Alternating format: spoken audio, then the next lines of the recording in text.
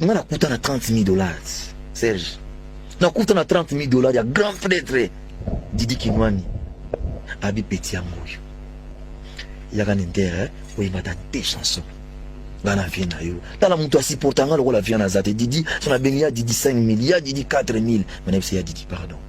Zaya na ngai. To kabona musique, waza frère na ngai. Na boyi na blessé pour aya ko piquer crise. Po mutaye bien lokola nga zate. Na préfère loko mususu me wana te. Na boya 30 000 dollars na kipe mpia. Yaki na moment mariage? Na moment wana nepsa yo na boya koloba mpia kawana.